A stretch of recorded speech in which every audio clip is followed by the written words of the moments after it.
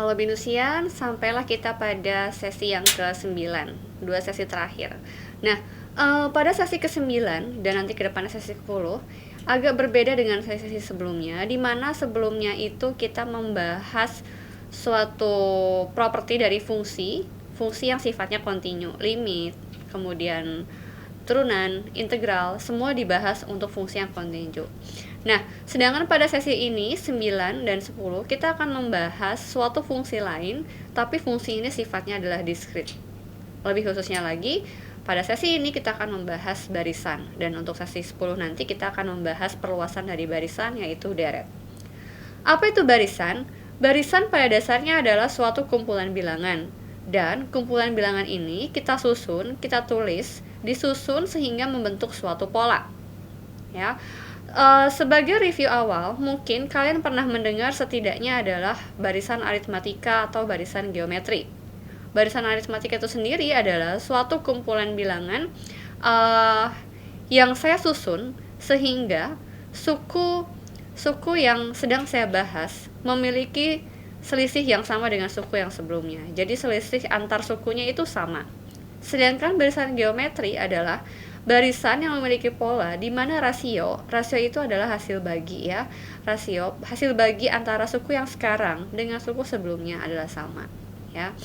Nah, namun secara matematis barisan itu sendiri adalah notasi dari barisan adalah AN dengan lambang kurung kurawal. Jadi tolong kurungnya tidak boleh diganti, harus dengan kurung kurawal, tidak dengan kurung siku, tidak dengan kurung bulat biasa, ya.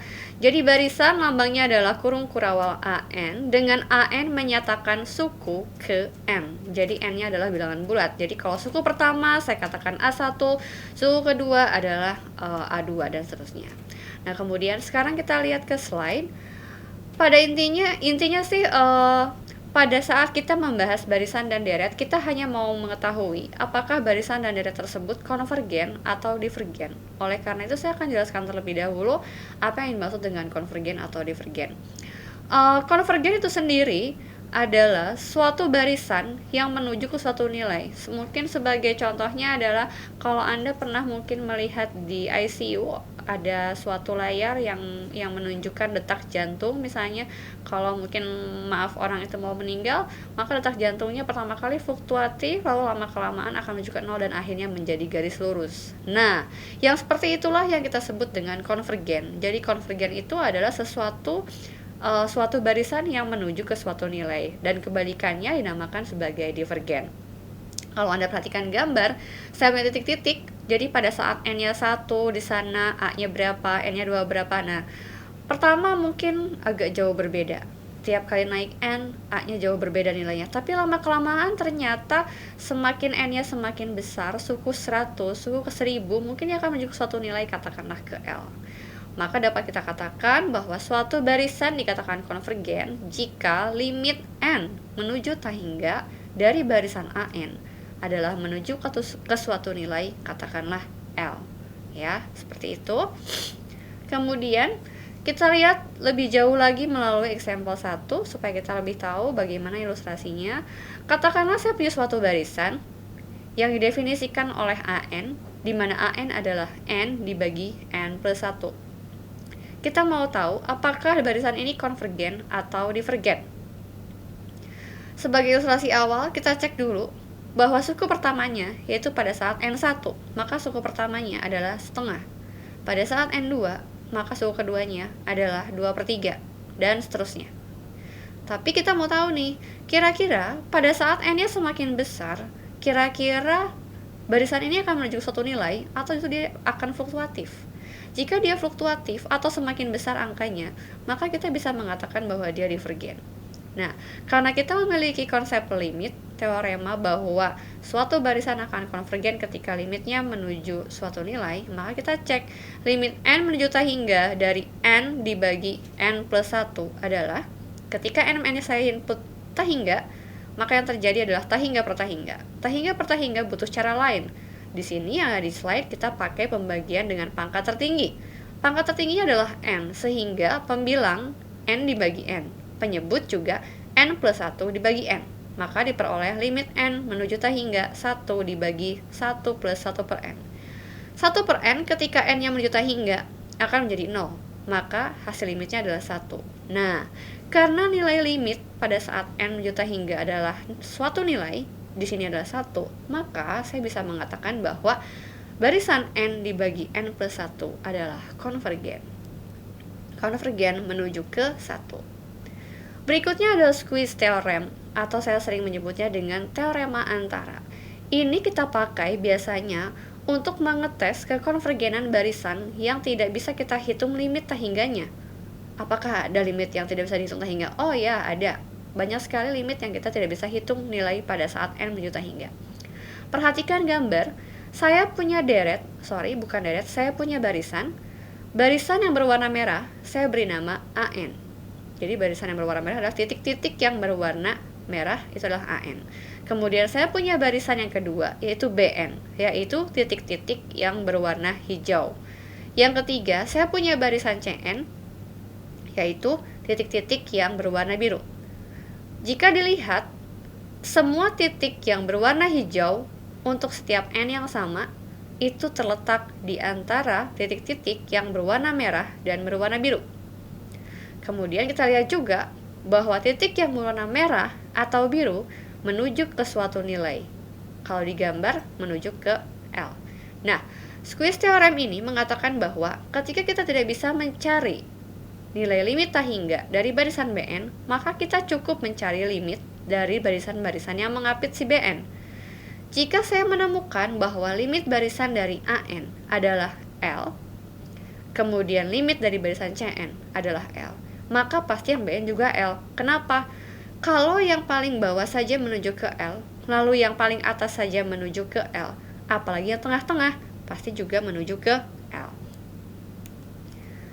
Squeeze theorem ini bisa kita aplikasikan, bisa kita lihat ilustrasinya pada example yang kedua, yaitu saya punya barisan yang rumusnya adalah n faktorial dibagi n pangkat n.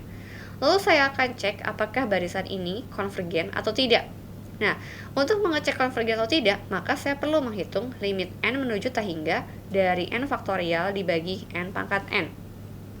Namun perhatikan, ketika saya menghitung limitnya, saya tidak menemukan apa-apa, karena yang saya punya adalah t hingga per t hingga. Lalu ketika saya punya fungsi faktorial, maka saya tidak punya cara lain. Saya tidak bisa menghitung limit ini, persisnya berapa. Oleh karena itu, saya pakai squeeze theorem.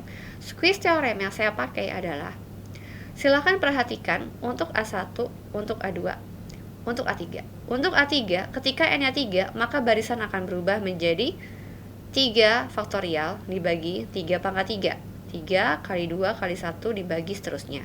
Maka untuk AN, saya punya n faktorial dibagi n pangkat n. Perhatikan bahwa penyebut dari AN adalah sebanyak n buah, pembilangan juga sebanyak n buah. Lalu saya pasang-pasangkan setiap suku dari pembilangan penyebut, sehingga saya punya n per n dikali n-1 per n dan seterusnya, yang jelas bahwa n per n hasilnya adalah 1, kemudian n-1 dibagi n kurang dari 1, 3 per n kurang dari 1. Kalau semua bilangan yang kurang dari 1 saya kalikan, berarti total AN itu pasti kurang dari 1 per n. Maka saya bisa bilang bahwa AN kurang dari 1 per n. Tapi jelas kita juga tahu bahwa barisannya tidak mungkin 0, pasti lebih besar daripada 0. Maka saya bisa mengatakan bahwa AN adalah barisan yang terletak di antara barisan 0 dan barisan 1 per n. Lantas, jika sekarang barisan yang lebih kecilnya saja sudah limitnya menuju ke 0, lalu limit dari barisan 1 per n juga menuju ke 0, maka dengan squeeze theorem saya juga bisa mengatakan bahwa limit dari n faktorial dibagi n pangkat n saat n menuju t hingga adalah juga 0. Maka saya bisa menyimpulkan bahwa barisan ini juga konvergen. Teorema lain lagi adalah teorema untuk barisan yang selalu berganti tanda. Jika saya menemukan barisan yang berganti tanda, maka saya bisa memanfaatkan teorema yang keempat ini, yaitu jika limit n menuju t hingga dari mutlak barisan AN adalah 0, maka limit AN-nya pun 0. Kita lihat di example 3 ini, saya ingin mencari limit n menuju t hingga dari min 1 pangkat n dibagi n. Saya cukup hitung mutlaknya. Ketika saya pakai absolut atau mutlak, maka min 1 pangkat n bisa berubah menjadi 1. Jadi saya cukup menghitung limit n menuju tak hingga dari 1 per n. Dan hasilnya adalah 0.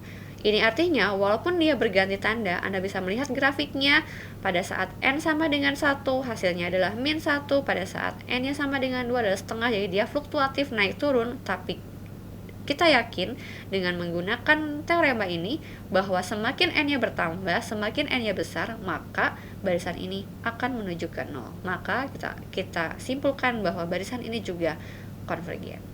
Demikian penjelasan barisan pada sesi ini, dan di sesi yang akan datang kita akan membahas mengenai deret, di mana deret adalah penjumlahan dari suatu barisan. Terima kasih.